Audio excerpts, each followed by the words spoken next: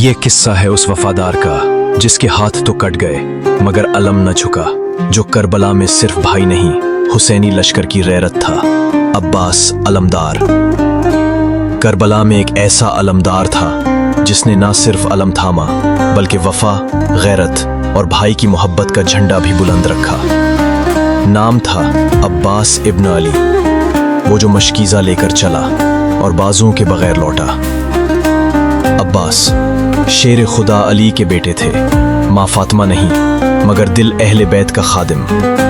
بچپن ہی سے تلوار چلانے میں ماہر، علم تھامنے کا انداز ایسا جیسے کوئی شجاعت خود قدموں میں ہو۔ امام حسین کی محبت ان کی آنکھوں میں تھی، وہ بھائی نہیں ان کے لیے امام تھے۔ جب کربلا کا میدان سجا اور ظالموں نے پانی بند کیا، عباس نے امام حسین سے عرض کی، مولا اجازت دیجیے میں ان ظالموں کو ان کے انجام تک پہنچا دوں۔ مگر حسین نے فرمایا، عباس تم میرے علمدار ہو، میری فوج کے سردار ہو، تم میرے خیموں کی امید ہو۔ اور عباس نے فرمایا، مولا اگر تلوار نہیں تو مشکیزہ ہی صحیح، میں بچوں کے لیے پانی ضرور لاؤں گا۔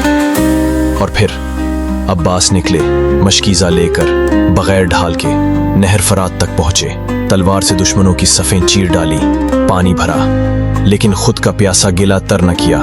کہا، کیسے پیوں جب سکینہ کی پیاس آنکھوں کے سامنے ہو۔ واپس آتے وقت دشمنوں نے حملہ کیا، ایک بازو کٹا، عباس نے مشکیزہ دوسرے ہاتھ میں پکڑا، دوسرا بازو بھی کٹ گیا مگر مشکیزہ دن دانوں میں تھام لیا۔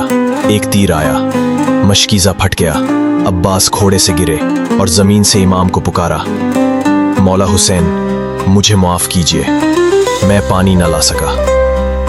امام دوڑے عباس کے لاشے پر بیٹھے اور فرمایا، عباس اب میری کمر ٹوٹ گئی۔ عباس کی لاش پر حسین کی آنکھوں نے وہ آنسو بہائے جنہیں فرشتوں نے سمیٹا۔ عباس نہ امام تھے نہ نبی مگر ان کی وفا قیامت تک ہر وفادار کا مقام بن گئی۔ وہ عباس جن کے ہاتھ کٹ گئے مگر علم نہ جھکا۔